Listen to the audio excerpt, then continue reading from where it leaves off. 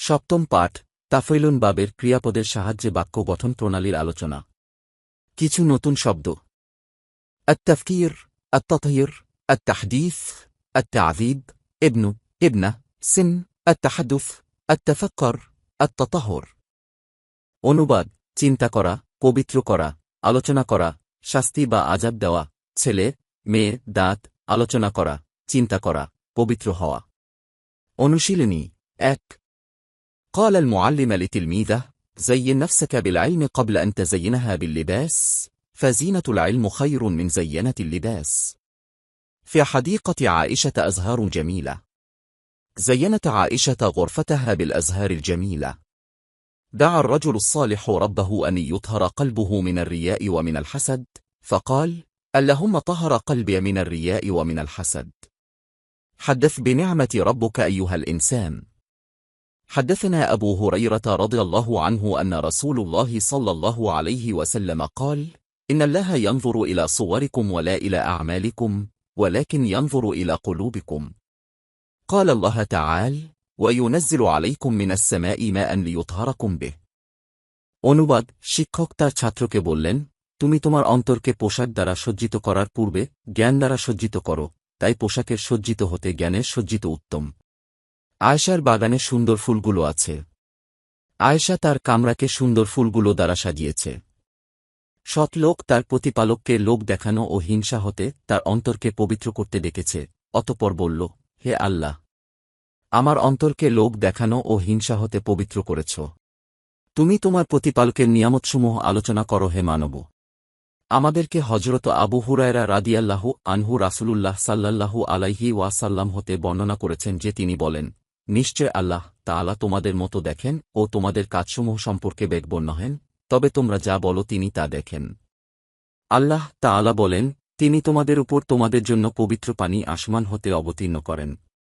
অনুশীলনী 2. دعا نبي الله قومه ما أجاب القوم دعوته فعذبهم الله وأهلكم. اللهم اغفر لعبادك ولا تعذبهم. لن يعذب الله عبدا. قال ماجد لصديقه: دعوتك لأتحدث معك عن هذا الأمر، فكرت في هذا الأمر كثيرا ولكن لا أفهم شيئا. অনুবাদ: আল্লাহর নবী তার সম্প্রদায়কে ডেকেছে, সম্প্রদায়ের লোকেরা তার ডাকে জবাব দেয়নি, তাই আল্লাহ তাদেরকে ও তাদের বংশধরদেরকে শাস্তি দিলেন। হে আল্লাহ, আমাদেরকে ক্ষমা করো, তোমার ইবাদতের জন্য গ্রহণ করো ও তাদেরকে শাস্তি দিও না।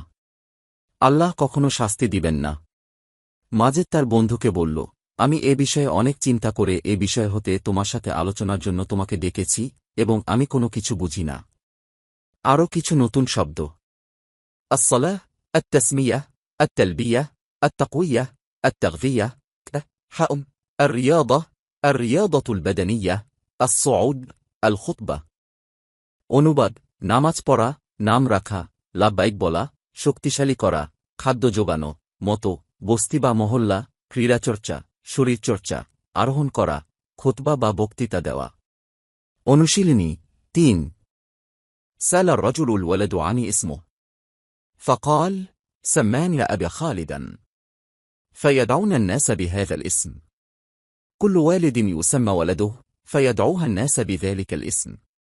قال الرجل: سميت ابن أسامة ليكون مجاهدا كأسامة. العلم يغذي عقل الإنسان كما يغذي الطعام جسمه. العلم غذاء العقل والطعام غذاء الجسم. الرياضة تقوى الجسم. قويت بدني بالرياضة البدنية.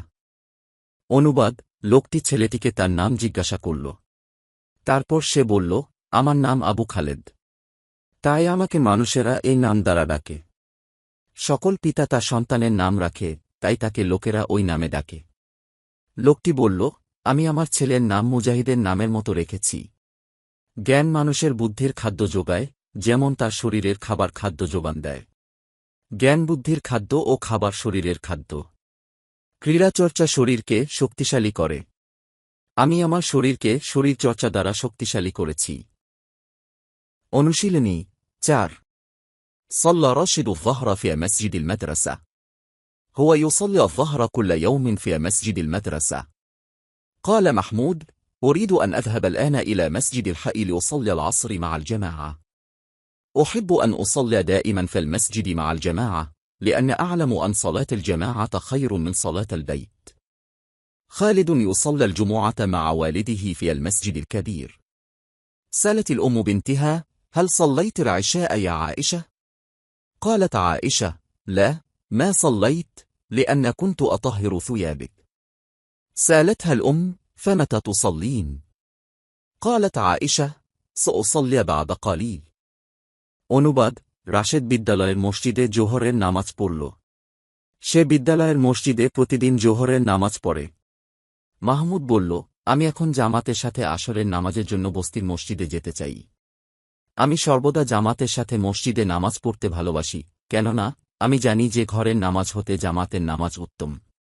খালেদ বড় মসজিদে তার পিতার সাথে জুমার নামাজ পড়ে। মা তার মেয়েকে প্রশ্ন করল, তুমি কি ইশারের নামাজ পড়েছ হে আয়েশা? আয়েশা বলল, না, আমি নামাজ পড়িনি, কেননা আমি আমার সোয়াবের জন্য পবিত্রতা অর্জন করতেছিলাম। তাকে মা প্রশ্ন করল, অতঃপর তুমি কখন নামাজ পড়বে? আয়েশা বলল, আমি কিছুক্ষণ পরেই নামাজ পড়ব। অনুশীলনী 5 قام الإمام على المنبر وخطب الناس ثم نزل وقام على المصلى وصلى بالناس. الإمام يصلى بالناس في المسجد. لما مرض رسول الله صلى الله عليه وسلم أمر أبا بكر رضي الله عنه أن يصلى بالناس في المسجد. صل أيها الرجل، صل بنا أيها الرجل. অনুবাদ: ইমাম মেম্বারের উপরে উঠে দাঁড়াল ও লোকদেরকে বক্তৃতা দিলেন। অতঃপর তিনি নামলেন, মুসল্লিদের উপর দাঁড়ালেন ও লোকদের দ্বারা নামাজ পড়লেন। ইমাম মসজিদে লোকদের দ্বারা নামাজ পড়লেন। যখন আল্লাহর রাসূল সাল্লাল্লাহু আলাইহি ওয়াসাল্লাম অসুস্থ হলেন, তখন তিনি আবু বকর রাদিয়াল্লাহু আনহু কে মসজিদে লোকদের দ্বারা নামাজ পড়তে আদেশ করলেন। তুমি নামাজ পড়ো হে লোক, তুমি নামাজ পড়া ছেড়ো না হে লোক।